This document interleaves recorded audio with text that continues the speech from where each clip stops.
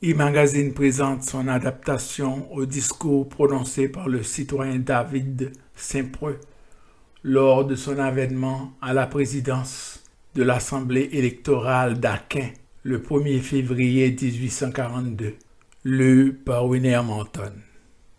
Citoyens électeurs, fiers de la distinction dont votre confiance m'honore pour la seconde fois, j'ai gravi les degrés du fauteuil de la présidence de l'Assemblée électorale avec ce double sentiment de respect et de gloire qu'inspirent les suffrages du peuple souverain. Mon cœur a vibré de profonde reconnaissance et de noble orgueil. Hanté renouvela ses forces toutes les fois qu'il toucha la terre. Et moi, je sens revivifier mon courage civil, mon désintéressement patriotique et mon dévouement absolu au bonheur de mes concitoyens, en me retrouvant parmi vous, en retrempant mon âme et mon cœur dans votre esprit républicain. De ce que tout dans l'ordre social dépend de votre suprême volonté, j'en conclus hautement: l'État, c'est vous. La morale, c'est vous. L'honneur, c'est vous. La force, c'est vous. L'héroïsme, c'est vous. Vous qui fécondez par le travail. Vous qui conservez en payant les contributions publiques. Vous qui êtes incorruptible par la pureté de vos mœurs laborieuses. Vous qui êtes libre parce que, content de votre sort, l'inégalité des conditions à vos yeux est plus apparent que réelle, parce que vos âmes généreuses et unies ne sont point desséchées par l'insatiable cupidité, l'indomptable orgueil, l'ambition et l'égoïsme. La paix, c'est l'emploi de votre temps à des productives occupations. L'ordre, c'est la réalisation de vos espérances d'aisance et de bonheur. Tous autres principes sont de la fantasmagorie politique qui n'abuse plus personne.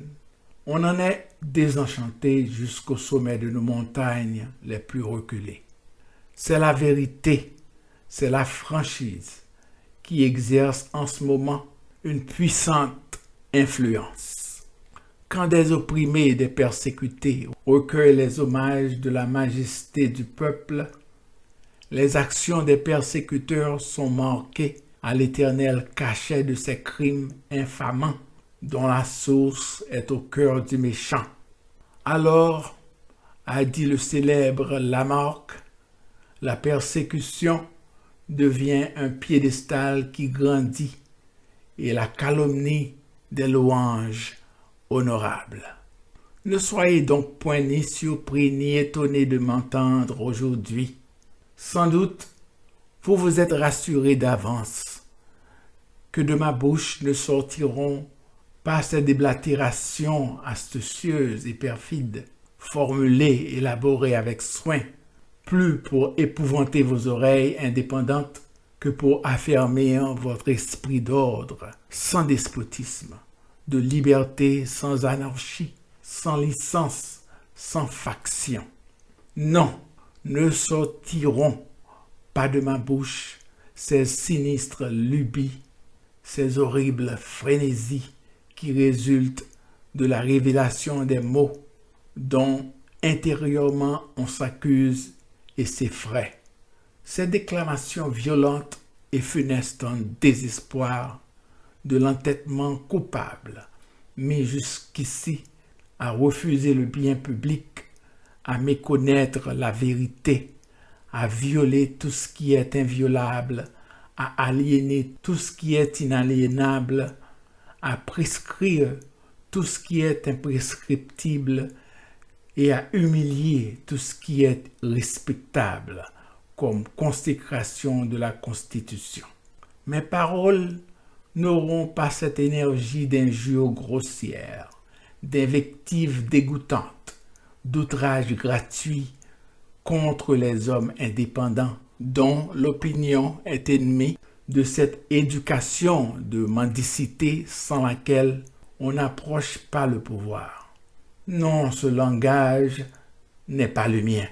La liberté moderne, le libéralisme, le patriotisme haïtien ont des étiquettes, des formes civiles, de la décence, de la pudeur, de l'urbanité, des expressions choisies dans leurs relations sociales.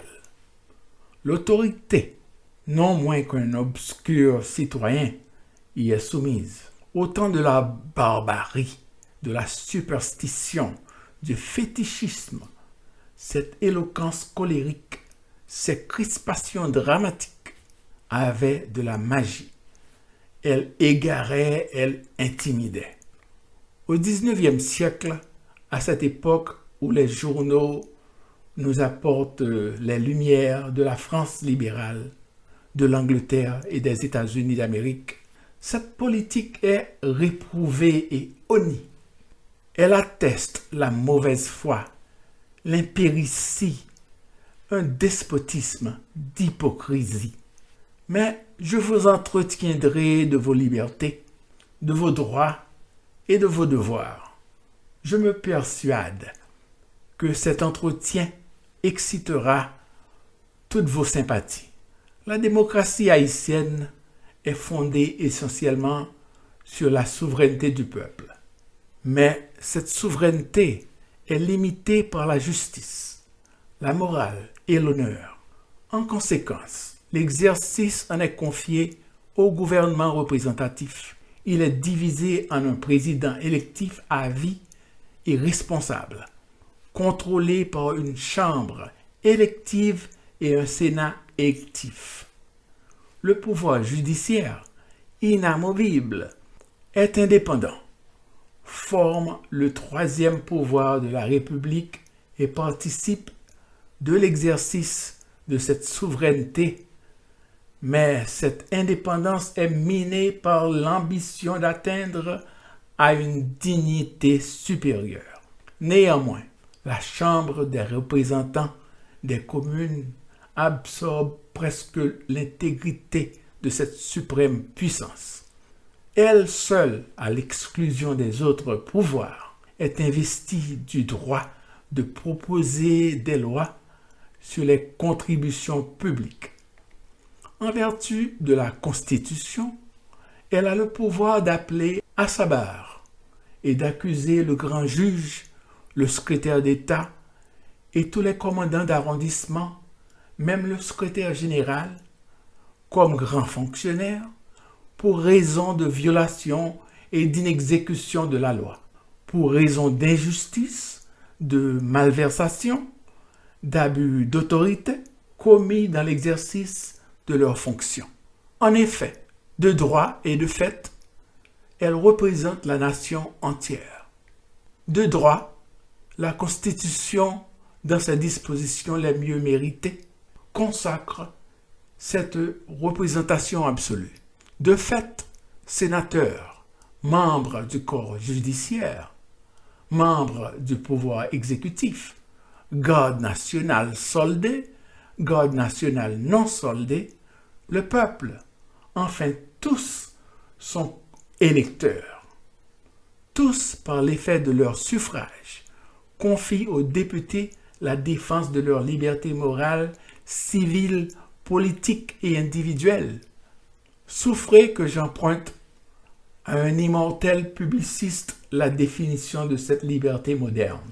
Elle est sans doute pour vous ce que de nos jours un Anglais, un Français, un habitant des États-Unis d'Amérique entendent par le mot liberté.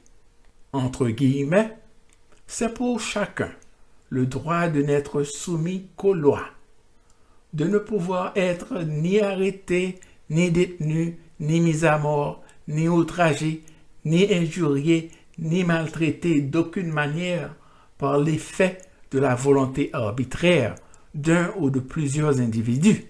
C'est pour chacun le droit de dire, écrire et publier son opinion, de choisir son industrie et de l'exercer, de disposer de sa propriété, d'en abuser même, d'aller, de venir, sans rendre compte de ses motifs ou de ses démarches.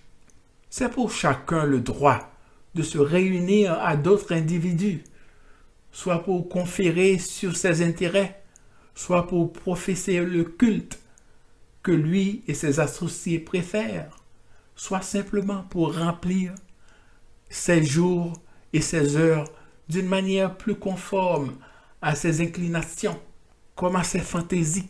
Enfin, c'est le droit pour chacun d'influer sur l'administration du gouvernement, soit par la nomination de tout ou de tous certains fonctionnaires, soit par des représentations, des adresses, des pétitions, des demandes exprimant les vœux et les besoins du peuple que l'autorité est plus ou moins obligée de prendre en considération.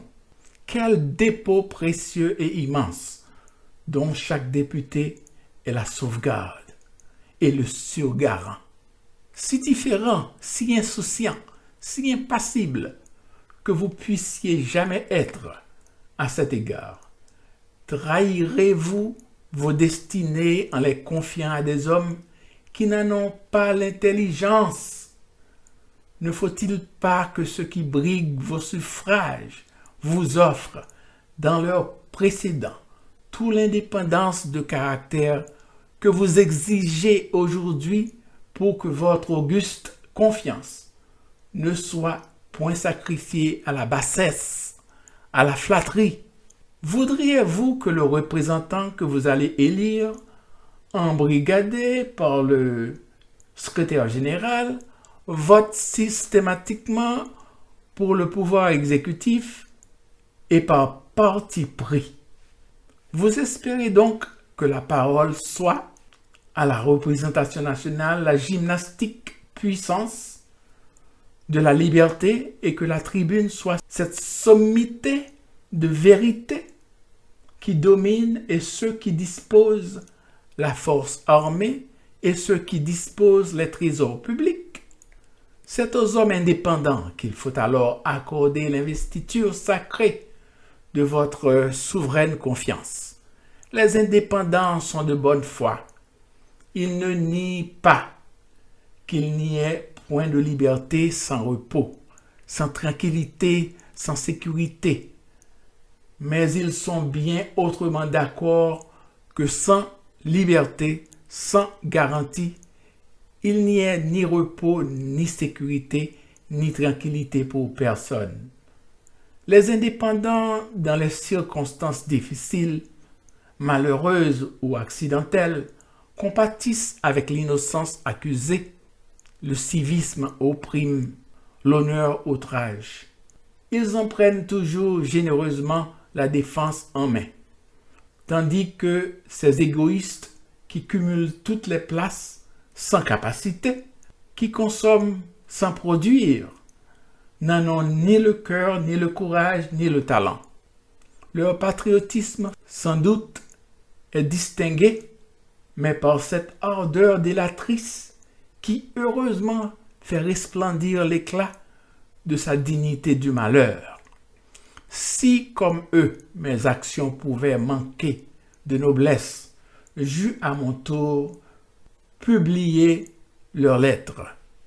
Elles révéleraient combien mes principes parlementaires, mes convictions représentatives, les opinions que j'ai professées à la tribune nationale de 1838 à 1839 avaient alors, comme aujourd'hui, l'assentiment, l'adhésion, l'approbation générale. Eux qui, plus tard, ont solennellement regretté que je m'expiasse mon indépendance dans mon sang, mais jetons un voile funèbre sur ce passé odieux, immoral, immonde et dissolu. Mon imagination refuse et mon cœur répugne de se remémorer des vexations dont le despotisme m'abreuva. L'estime publique proclamée par le résultat du scrutin de ce jour a tout réparé. Elle paie tout le sang qui coule dans mes veines. C'est bien pourquoi le souvenir des calamités, des catastrophes sans nombre dont le despotisme n'a jamais cessé d'accabler notre infortunée patrie doit porter tous les cœurs à oublier ces misérables et fragiles bienfaits. Toutefois, le temps efface avec une consolante rapidité tous les préjugés de la Révolution, préjugés pernicieux qui, semblables à la rouille, dévoraient tous les ressorts de la liberté. La Révolution n'est pas l'héritage de quelques hommes, c'est le patrimoine de la nation, sans exception de personne. Tout le monde est appelé par représentation de leur ascendant, en ligne directe ou collatérale, à jouir de la liberté qu'elle a conquise. Aussi, tous les jours, le pays se rassure. Il entre en possession de sa raison, de son bon sens, de son intelligence. Et j'ose dire avec la certitude d'être compris que les félicités publiques ne seront obtenues qu'avec le gouvernement représentatif, défini par la Constitution. De toutes les applications possibles du gouvernement représentatif, la plus parfaite est celle qui maintient l'indépendance réciproque des trois pouvoirs, législatif, exécutif et judiciaire. Lorsque ce sera ainsi, la Constitution sera réputée relevée de sa trop longue suspension et la représentation nationale cessera d'être nominale. Ce n'est qu'alors, citoyens, que l'assiette, les quotités, les formes à suivre pour réclamer la durée aux contributions publiques seront exclusivement établies par vos représentants qui, seuls connaissant votre misère, vos privations, puissent équitablement déterminer vos quotités. Les mots de droit, impôts, règles sont inconstitutionnels en matière de finances républicaines. Ce sont les funestes inventions du despotisme pour usurper les droits du peuple. Il faut les arracher des pages de notre législation. Le budget est la loi des dépenses nationales de chaque année dont l'initiative devrait appartenir au pouvoir exécutif. La présentation au secrétaire d'État, la discussion à la Chambre des communes et le décret au Sénat pour arrêter la dilapidation du trésor public et rendre compte à vous, contribuables, de l'emploi de votre argent. Le temps est venu pour sortir de la confusion où se trouve plongé le pays. Cette implacable misère qui ronge chacun est le hideux résultat. Cherchons le bonheur, le succès du travail dans le gouvernement du serment prêté par tous les pouvoirs, dans l'accomplissement des promesses qu'ils ont faites au peuple de ne jamais violer ses droits, de respecter et d'observer la Constitution. Le pouvoir exécutif est chargé de gérer les affaires de la nation dans le cercle tracé par la loi. Les représentants du peuple sont chargés d'examiner et de régler la gestion du pouvoir exécutif. Les principes ont été trop souvent écartés, fausses et indéfiniment ajournés par des coups d'État. Les coups d'État ne sont pas le jeu de nos institutions. C'est la rébellion des pouvoirs contre la raison du peuple. C'est l'anarchie de l'autorité. C'est le despotisme violent. Paix à l'intérieur, paix à l'extérieur. Il y a de la gloire à se soumettre aux principes, à y conformer toutes ces actions. L'ordre devient durable et la sécurité imperturbable. Amis ou ennemis, faisons donc des sacrifices pour rétablir le culte constitutionnel, le culte des principes. Les gouvernements qui se maintiennent par les coups d'État sont brisés toujours par les contre-coups d'État. La Chambre, humiliée et brisée par Cromwell, brisa son fils, fit traîner son corps sur la claie et le pendit au gibet. La Chambre, brisé aux 18 Brumaire en 1814 et en 1815, brisa le plus puissant des trônes du monde et envoya mourir en exil Napoléon, génie de lumière du 19e siècle. Peuple souverain, faisons des vœux pour que des coups d'État ne fassent de vos représentants des vaincus, des bâillonnés, des esclaves enfin, qu'ils sachent périr plutôt que de transiger avec vos droits et votre confiance. Ce sont les conditions de la liberté. Ce n'est qu'en les accomplissant que le représentant qui sera bientôt élu justifiera l'estime publique. Je m'arrête à cette citation. Entre guillemets, le despotisme n'est redoutable que lorsqu'il étouffe la raison dans son enfance. Il peut alors arrêter les progrès de l'espèce humaine et la retenir dans une longue imbécilité. Mais lorsque la raison s'est mise en marche, elle est invincible. Il n'existe qu'un moment pour la proscrire avec fruit. Ce moment passe, tous les efforts sont vains. La lutte intellectuelle est engagée. L'opinion se sépare du pouvoir. La vérité se fait jour dans tous les esprits. Missionnaire de cette vérité éternelle, si la route est interceptée, redoublez de zèle, redoublez d'efforts, que la lumière perce de toutes parts, obscurcie, qu'elle reparaisse, repoussée, qu'elle revienne, qu'elle se reproduise, se multiplie et se transforme, qu'elle soit infatigable comme la persécution, que les uns marchent avec courage, que les autres se glissent avec adresse, que la vérité se répande, tantôt retentissante et tantôt répétée tout bas, que toutes les raisons se coalisent, que toutes les espérances se raniment, que tous travaillent, que tous servent, que tous attendent. Il n'y a pas de prescription pour les idées utiles, dit un homme illustre. Il n'y a donc point de prescription pour la liberté. Vive le peuple souverain. Vive la Constitution. Vive la liberté. Vive l'indépendance. Vive les pouvoirs constitutionnels. Signé David Saint-Preux, président de l'Assemblée communale de la ville d'Aquin. Je m'appelle René Monton, éditeur en chef de e-Magazine.